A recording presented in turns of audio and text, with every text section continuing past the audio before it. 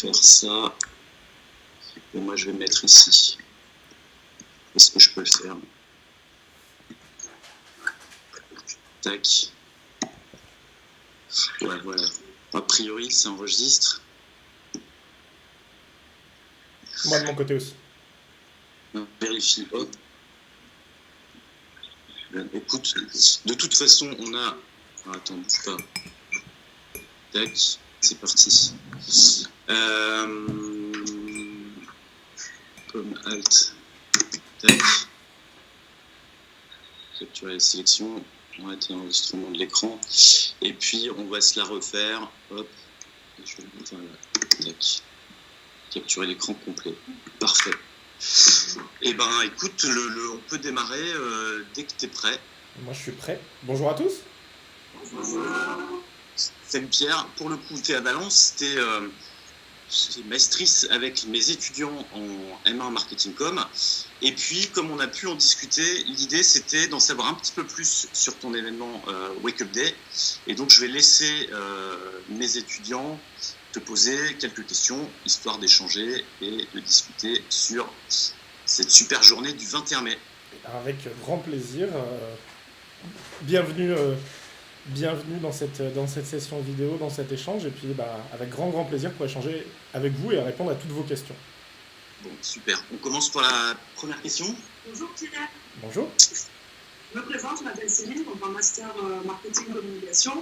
Et on aurait aimé savoir comment vous en êtes arrivé jusque-là. Ouf.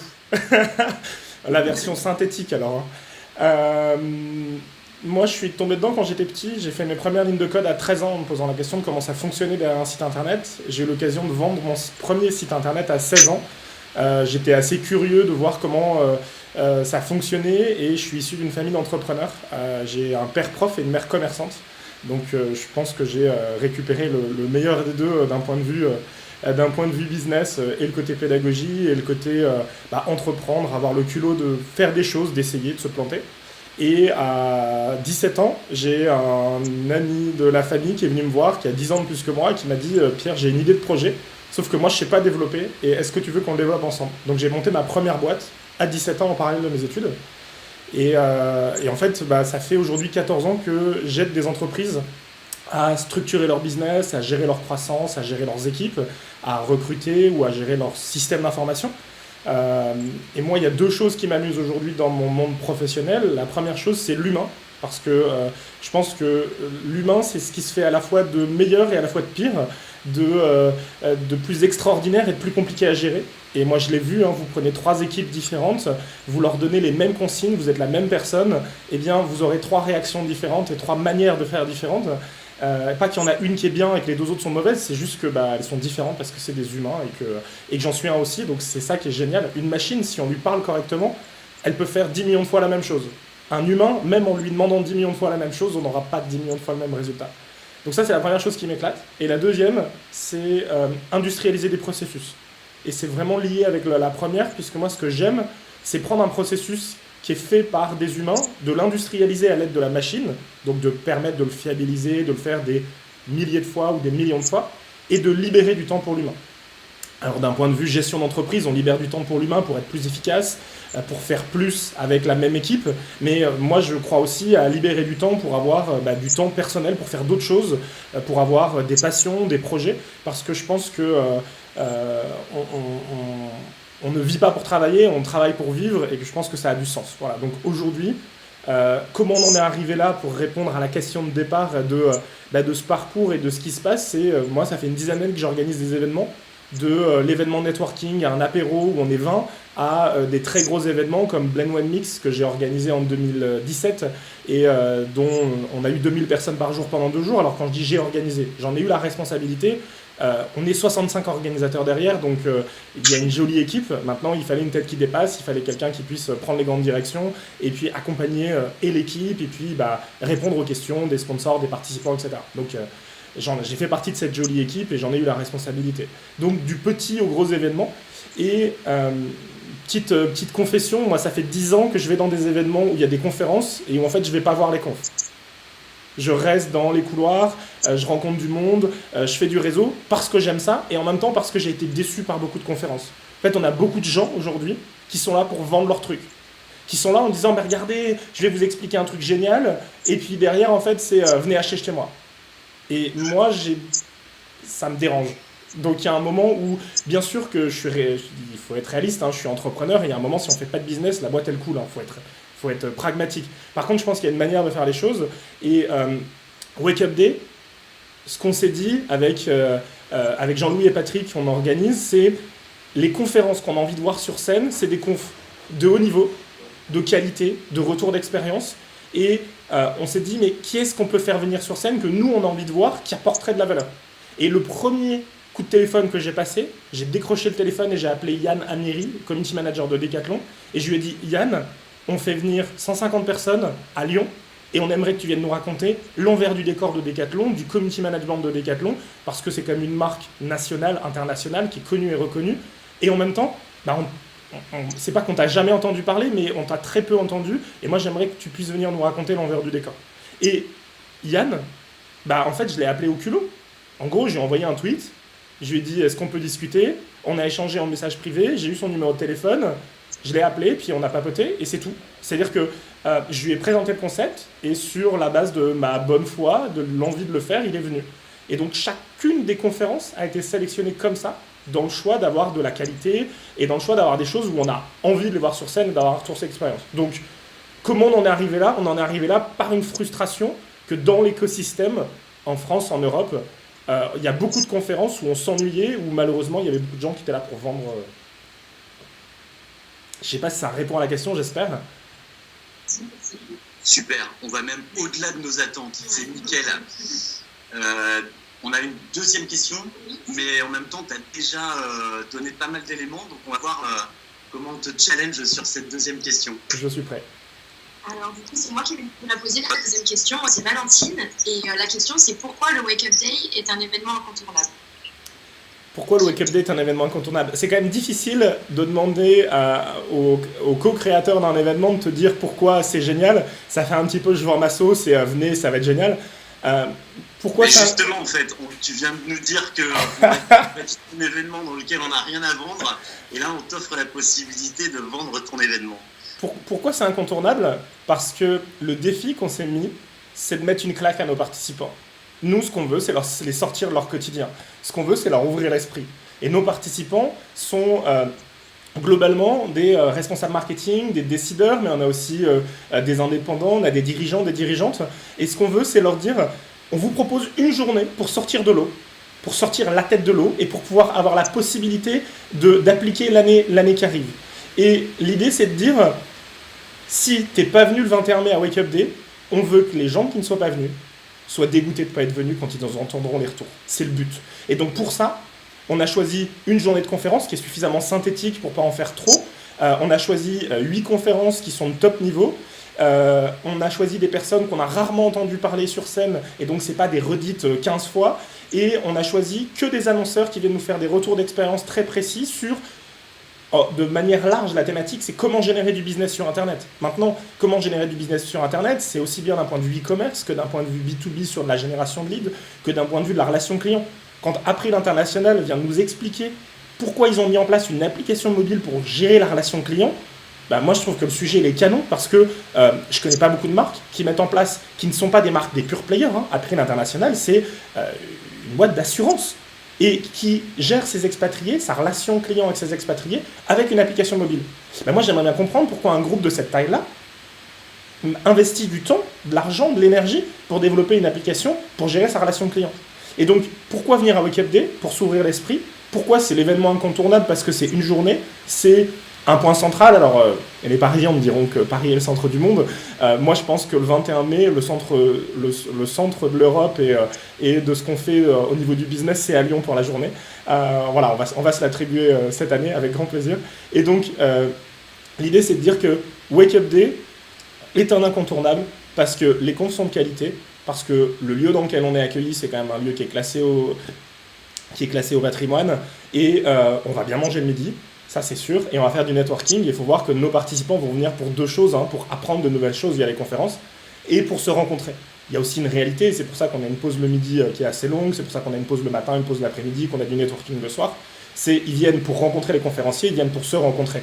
Et soyons réalistes, la plupart des gens viennent aussi pour faire du business. Maintenant, du business de manière intelligente. On fait du réseau, on crée des relations, ou on entretient nos relations, et sur le long terme, on est capable de transformer ça potentiellement en client. Donc, venir pour faire du business, pour rencontrer de nouvelles personnes, et pour apprendre de nouvelles choses et s'ouvrir l'esprit, voilà la raison pour laquelle il faut aller là au Wake Up Day. Et bien manger. Et bien manger, oui. Alors ça c'est aussi particulier. La plupart des conférences, on vous offre un buffet froid à manger debout. Nous on a mis les petits plats dans les grands cette année. C'est un repas comme au restaurant, entrée, plat, dessert, sur des tables de 11. Et ça va être top parce que en termes d'écosystème, en termes de capacité à échanger, à prendre le temps, on a envie de faire quelque chose d'un petit peu différent. Voilà. Et puis, pour nous, c'est aussi l'occasion, on organise tous les trois des événements depuis une dizaine d'années, c'est l'occasion de tester de nouvelles choses, c'est l'occasion d'échanger, c'est l'occasion aussi d'avoir des retours, parce que forcément, quand on organise un événement, on prend un risque. Voilà, il y a un risque en termes de... C'est un investissement en temps et en énergie, c'est un investissement en budget. Le but, nous, ce qu'on cherche à avoir, c'est qu'à la fin de la journée ou le lendemain, nos participants nous rappellent ou nous disent « Nous, on était contents d'être là, et c'était le bon endroit, on avait raison d'être là. » Voilà. Donc, on se décarcasse pour ça.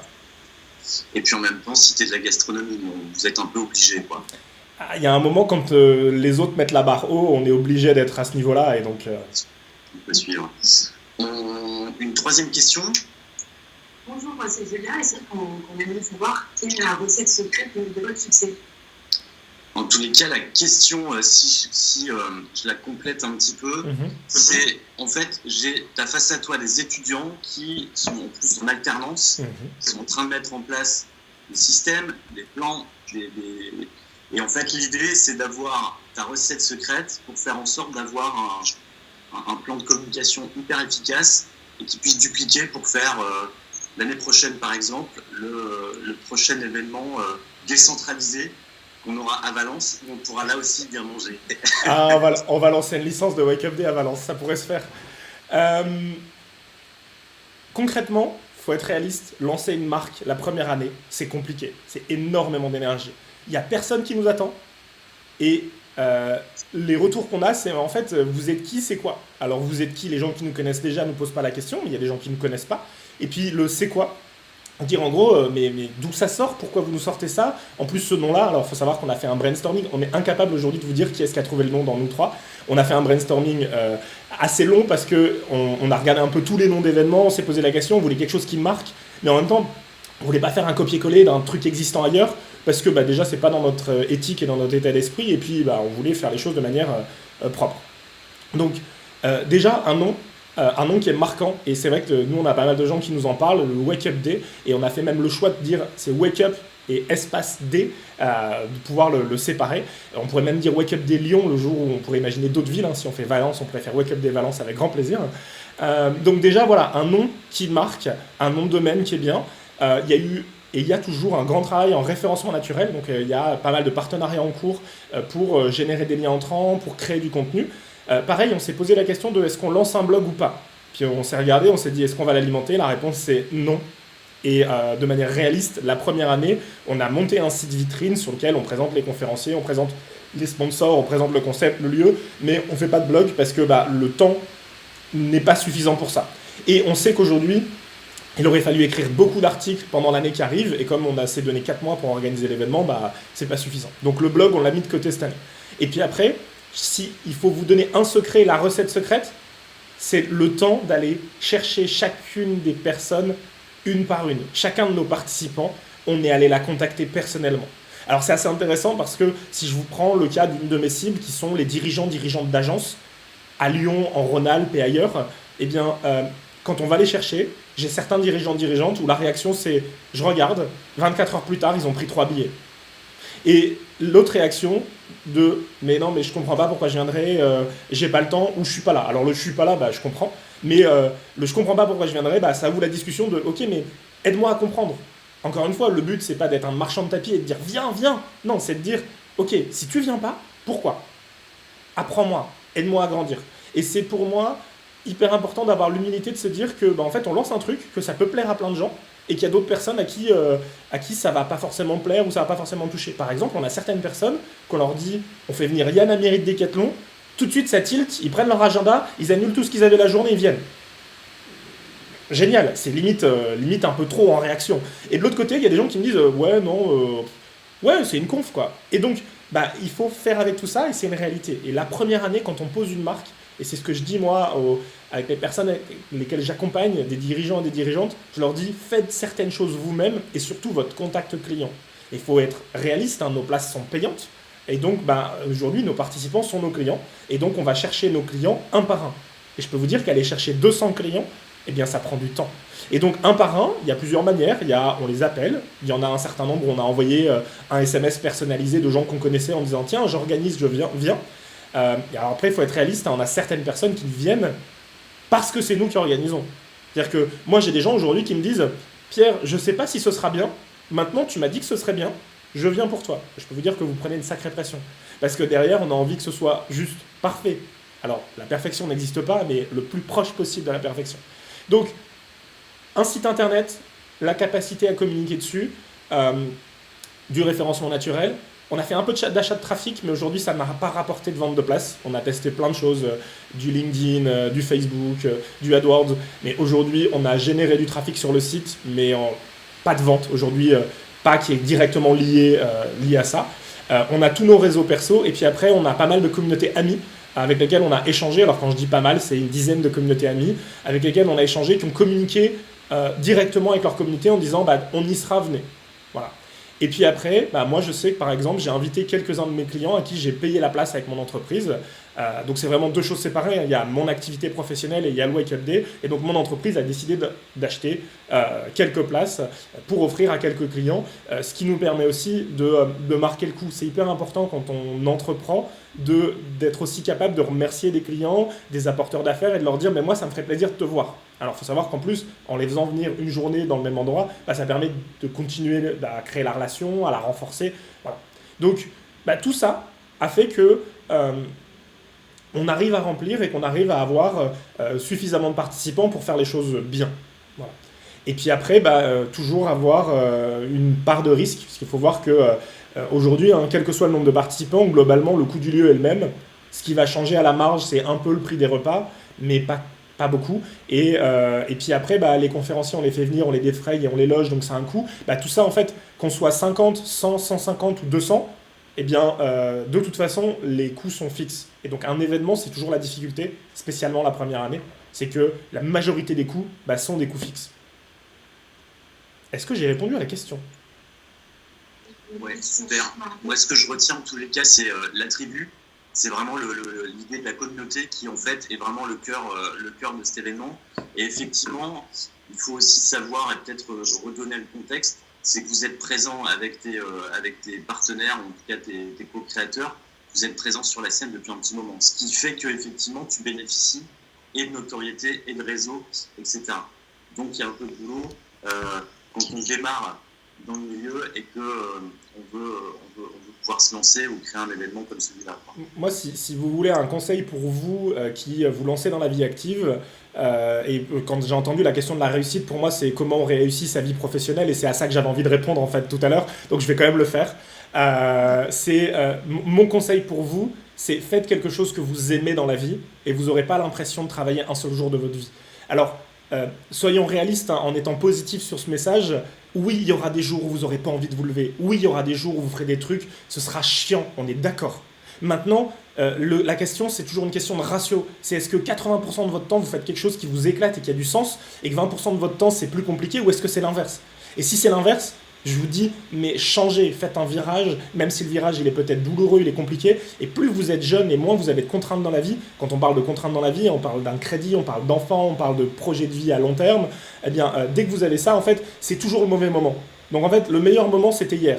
Sauf que hier, c'est pas possible, donc faites-le maintenant. Et donc, faites quelque chose qui vous éclate et donnez-vous à fond. Et je peux vous dire qu'aujourd'hui, moi, mes journées, c'est pas 9h, 19h. Alors, c'est pas non plus 6h du matin, 22h. Mais il arrive un certain nombre de soirs dans le mois où je suis en événement de networking. Et c'est essentiel.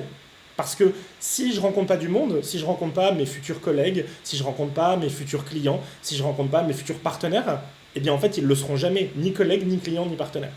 Donc il y a un moment où, si vous voulez réussir votre vie professionnelle, il ne faut pas que vous ayez l'impression d'être au bagne pendant 40 ans ou pendant 50 ans, je ne sais pas combien de temps vous allez travailler. Moi, je pense pas, je compte pas sur ma retraite, je ne calcule pas le nombre d'années qui me reste, je pense qu'il m'en reste au moins 35, peut-être 40.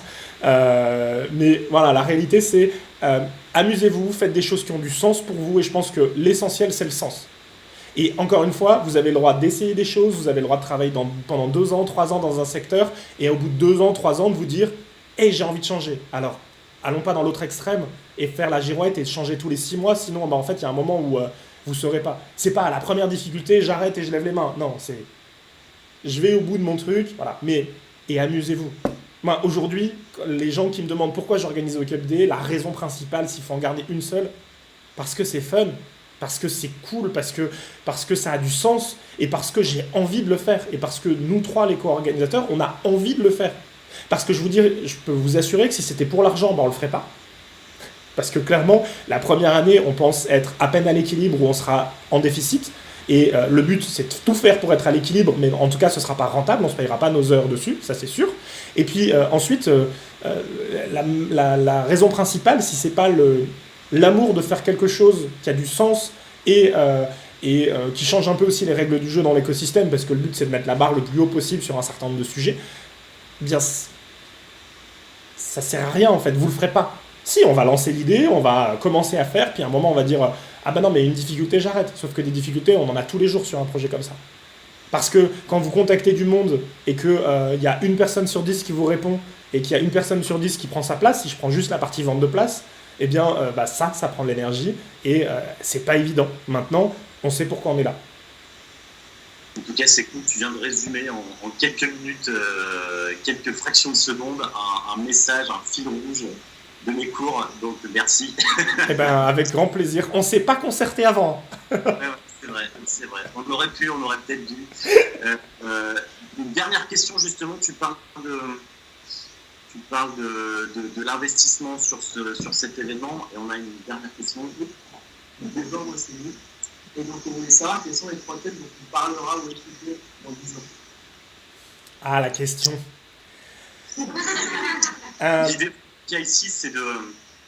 en fait, je suis les mémoires de ces étudiants en M1, et en fait, il y a un vrai travail de prospective. Et en fait, ce qui est aussi hyper intéressant, c'est de voir comment tu te projettes, comment le Wake Up Day peut se projeter à 10 ans, à 2 ans, à 5 ans. En fait, on sait que ça va très vite, mais voilà, comment tu vois les choses par la suite? Allez, on va essayer de faire un peu de prospective. Alors d'abord la pirouette qui va bien. On parlera des sujets qui auront du sens à ce moment-là et qui viendront sur scène à ce moment-là. Ça, au moins, comme ça, je suis sûr de ne pas dire de bêtises. C'est toujours compliqué de faire de la prospective dans notre monde. Le Wake Up Day dans 2 ans, 5 ans, 10 ans, c'est quoi? Moi, ce que j'espère, c'est d'un point de vue organisationnel, c'est un événement de top niveau qui est reconnu potentiellement, on pourrait imaginer dans plusieurs villes. Ça, c'est avec grand plaisir. Mais en tout cas, s'il faut retenir une seule chose, c'est qualité. Voilà, c'est essentiel qu'on ait des retours. Et si on doit retenir une deuxième chose, c'est passion. Nous, la passion dans l'organisation, mais aussi la passion des gens qui viennent sur scène. Si on le prend de manière plus large, c'est quoi le futur du web ou le futur du business sur le web? On le voit aujourd'hui, le monde en termes de temps d'attention est en train d'exploser, c'est-à-dire que vous prenez il y a encore 30 ans, le temps d'attention il était porté sur un canal, la télé, et puis un deuxième, la vraie vie. Et aujourd'hui, en fait, Netflix est un canal, Facebook est un canal, et vous prenez chacun des réseaux sociaux, c'est la même chose. Le nombre d'écrans se sont multipliés, on a de la télé connectée, on a de la tablette, du smartphone, on a plein de choses. Donc je pense que ce monde va être de plus en plus complexe à appréhender pour nous qui sommes des professionnels du secteur, parce que autant il y a 8 ans, je pouvais vous dire, vous pouvez faire une stratégie centrée 100% sur Facebook parce que votre cible est là, autant aujourd'hui, moi j'ai pas d'a priori sur le sujet. Parce que elle peut très bien être sur Facebook, comme elle peut être sur Instagram, comme elle peut être sur de l'affichage en 4x3 dans la rue. Donc l'enjeu, c'est où est-ce qu'on va la trouver. Donc moi, ce que je pense, c'est le Wake Up Day dans 10 ans, c'est des retours d'expérience de choses qu'on a pu faire et mettre en place de manière concrète pour gérer justement cette complexité, ce multicanal, d'un point de vue où on ne peut même pas l'imaginer aujourd'hui. Aujourd'hui, on le sait que 80% des emplois qui existeront dans 10 ans n'existent pas aujourd'hui. Et il ne faut pas en avoir peur. Pour moi, je pense que c'est normal et c'est une bonne chose. Moi, je suis très content de faire ce que je fais aujourd'hui et je suis très content que le monde évolue à cette vitesse-là. Parce qu'il y a plein de choses à faire. Alors, bien sûr qu'il y en a beaucoup que ça angoisse. Donc, pour moi, la première raison, c'est comment on gère le multicanal de manière exponentielle. Voilà. Et clairement, le mot exponentiel, je pense qu'il n'est pas exagéré, c'est la réalité. Ça, c'est un des sujets. Un des deuxièmes sujets, c'est, et je pense qu'il restera un fil conducteur, comment on remet de l'humain au cœur. Comment on arrête avec nos écrans, nos discussions. Là, oui, c'est une discussion, on le fait par écran interposé, c'est plus simple, c'est génial, la technologie permet plein de choses. Maintenant, ça n'empêche que c'est pas la même chose que je vienne vous voir ou que vous veniez me voir, qu'on échange dans le même lieu, qu'on vive des choses ensemble. Ça paraît tout bête à dire, mais qu'on transpire dans la même salle, qu'on réfléchisse ensemble, qu'on fasse des choses ensemble. Et le pouvoir du collectif et de l'humain, pour moi, il est essentiel. Et donc, pour moi, s'il y a un deuxième sujet, et j'en suis convaincu, c'est remettre l'humain au cœur. Parce que on a tendance à des fois l'oublier et on a tendance à oublier, moi je peux le parler en marketing, pour un joli terme, le terme de persona, on a tendance à oublier que derrière nos personas, c'est des vrais gens. C'est des gens comme vous et moi, c'est des personnes qui ont une vie, c'est des personnes qui ont des rêves, c'est des personnes qui ont des choses qui les angoissent, qui leur font peur. Et donc la question c'est, qu'est-ce qu'on fait pour les accompagner, eux, et comment on fait pour les aider à grandir. Et je pense que les marques qui s'en sortiront, c'est des marques qui ne seront pas là juste pour vendre leur cam, et je fais exprès d'utiliser ce mot-là, que ce soit du produit ou du service, mais qui seront des marques qui vont aider à grandir, à faire grandir les gens avec lesquels elles sont en relation. Parce qu'il ne faut pas oublier qu'une vente, avant d'être une transaction, c'est d'abord une relation et c'est d'abord une histoire. Alors, toutes les jolies marques, et je peux citer Coca-Cola par exemple, qui est très fort sur le sujet en storytelling. Coca-Cola, vous expliquez qu'à chaque fois que vous ouvrez un Coca-Cola, vous créez, vous êtes dans la droite lignée de l'ensemble de ce qui s'est passé dans la marque. Ok, mais plus que ça, moi je pense que l'enjeu, c'est que sur un certain nombre de produits et de services, nous, en tant qu'entreprise et en tant que marque, on a comme responsabilité que d'aider à grandir les personnes avec lesquelles on travaille. Donc ça, voilà, c'est un deuxième sujet. Et j'espère qu'on va avoir des technos qui vont changer un peu, alors des technos, des approches, ou qui vont changer un peu tout. Je pense qu'il y a un gros sujet sur la vie privée. Il y a un gros sujet, et c'est entre autres la thématique de Blend Wine Mix cette année, c'est Tech for Good. Est-ce qu'on utilise la tech pour faire du fric à tout prix et de la marge, et puis presser comme des citrons nos clients? Ou est-ce qu'on utilise la tech pour faire des choses positives? Et je pense que l'enjeu, il est là. C'est peut-être le troisième sujet, c'est le sujet de l'éthique. Et c'est où est la ligne jaune et où est-ce qu'on va la mettre? Et aujourd'hui, on peut se poser beaucoup de questions, entre autres quand on voit un certain nombre de marques aujourd'hui qui sont plus puissantes que des États. On a des marques aujourd'hui qui, leur capitalisation boursière dépasse le PIB d'un certain nombre d'États du monde. Et ce n'est pas d'un État, en général, c'est plusieurs dizaines d'États cumulés. Donc la question, c'est que se passe-t-il quand un petit État africain, mais aujourd'hui on parle d'un État africain, demain on pourrait parler de la France, est moins puissante qu'une marque comme un Apple, un Google, comme un Facebook, comme un Amazon, mais on peut parler aussi des BATX, d'un Baidu par exemple, d'un Tencent en Chine. Eh bien, comment on doit se positionner et comment doit se positionner et le régulateur et les citoyens. Et pour moi, et c'est un peu le message aussi que je veux vous donner aujourd'hui, vous êtes des citoyens d'aujourd'hui et des citoyens de demain, et c'est vous qui avez la main là-dessus. Et si vous dites rien, eh bien, c'est vous qui le subirez, comme nous. Hein. Et il y a un moment, c'est aussi à vous de prendre votre place autour de la table, d'être un citoyen et d'assumer que, en fait, on a aussi des responsabilités, qu'on n'est pas juste des consommateurs.